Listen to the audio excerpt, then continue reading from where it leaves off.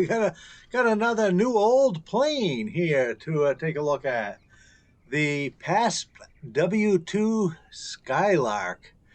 This is a prototype aircraft. It was originally intended as a trainer for the United States Air Corps.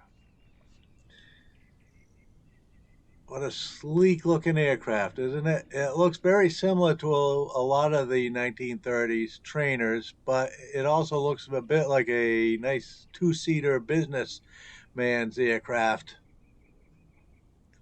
It's very similar looking in a way to the stagger wing, if you look at some of this without the upper wing and so forth. This aircraft actually never made it into production, but it became very popular during its early years, and I guess it was even in a famous movie. And we'll see if we can figure out what movie that was that this airplane was actually in.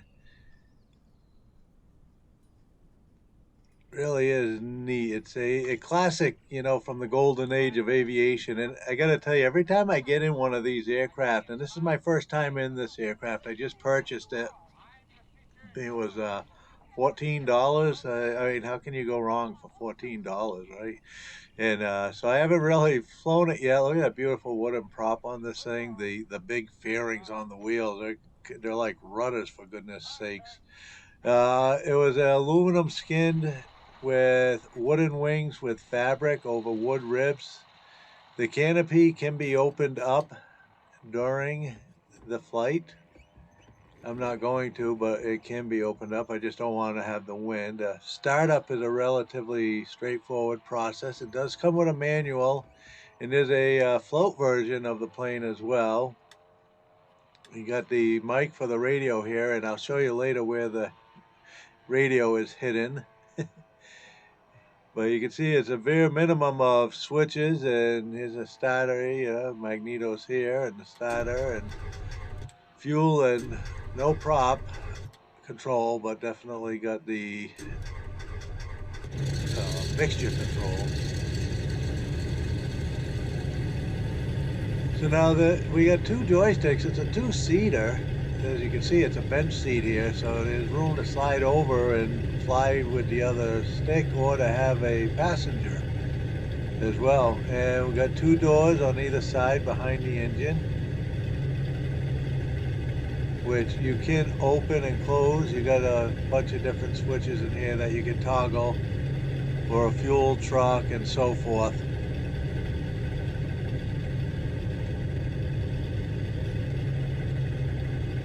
The engine is called a Warner Scarab, and it comes with, and I won't show it in this, but maybe at another point, or someone else I know has as well. You got to be careful here because it's a bit of a drop off on my right side over here. It's actually, if you go too far, you're going over the edge. It's not a speed plane, so that's kind of unusual for me, right? If you watch my videos, you know I spend a lot of time down very low, going very fast, and that's really not what this aircraft was for.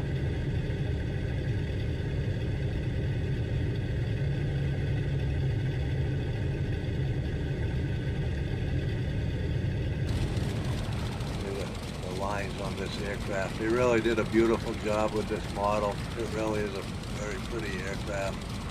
So like I said, it's not a speed plane. It's from the 1930s, and you know, 1930s, 120 to 140 miles per hour was so incredibly fast. That was like a rocket to those folks. So when we're in this guy, we're going to be cruising only at about 120. You can push it a little bit to 140, but it can be pretty hard on it, and so you really don't want to do that. You got to really watch the numbers on this. But you know, it's funny, every time I get in one of these things, I feel like a test pilot. I really have no idea how this thing is going to fly. I don't even know how it's going to roll down the runway.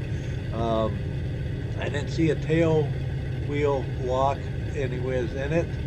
I'm going to assume it's going to be like any other tail dragger, and I'm going to just kind of give it a slow, even throttle till the tail comes up, and try and get a determination of how much this thing's going to want to yaw once we get going, because it is a pretty big engine on this monster.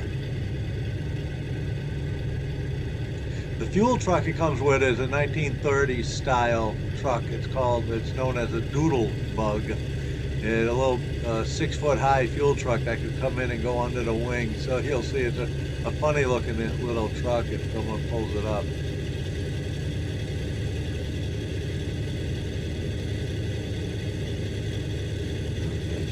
Not bad. She handles pretty well. Got a nice sound. I love the sound. Got a really nice deep rumble to it.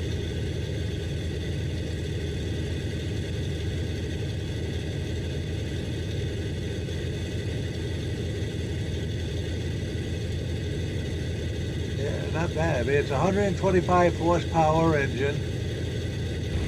And again, you know, gives it a cruise of 120, and you could have a top end of around 140, but really not recommended because you're not going to find parts too much to replace. The never exceed speed is 230 miles per hour, but maximum is 140.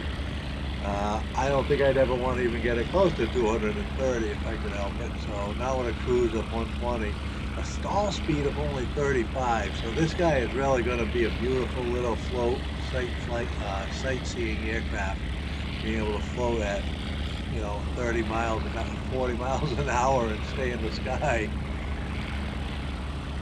So not a lot of the engine layout, not a lot of gauges or gear at all in here. We'll take a look. We got a back seat once we get back in here.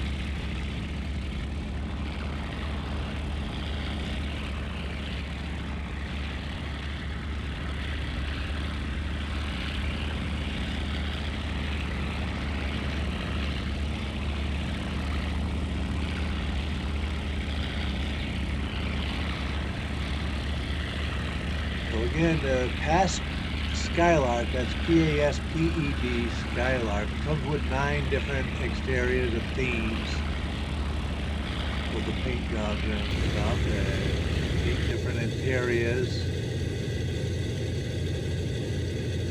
Really some nice looking lines inside and out here. So look in the back, we got the old radio.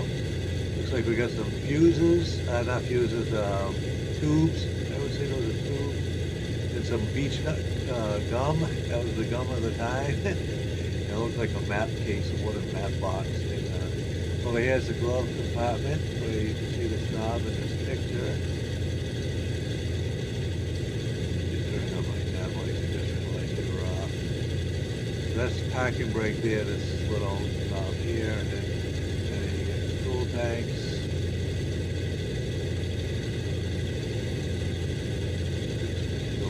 Call in the fuel truck and canopies and so forth.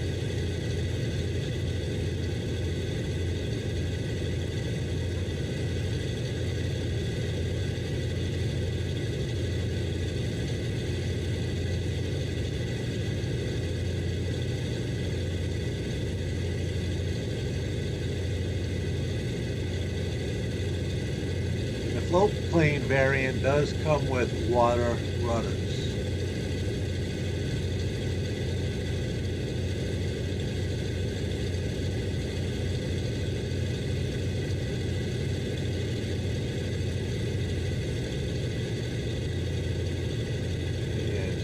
Radio here. Fuel is total fuel 35 gallons, 450 nautical miles is the range, so you're not going to be making a whole lot of really far trips with this. Got some night lights as well as the daytime lights. I think it's worth checking out. Seems to be a really sweet aircraft here for, again, to take a break from what I normally do, which is my really high speed, low to the ground kind of zooming and booming. This is a nice break, and yet it's a very similar style aircraft. So has a bit of a tendency to want to do its own thing sometimes. So it will take a little bit of learning. But like I said, every time I get in one of these things, I feel like a test pilot of the day, because I just don't know what the plane's going to do. If if I try and bank it or do anything. I haven't even read the whole manual, so I'm not sure if any aerobatics are approved for this. I don't know yet, so I'm not even going to try to do any. But it's a real sweet aircraft, and I recommend it. It's worth checking out. Thanks for watching. We'll see you in the skies.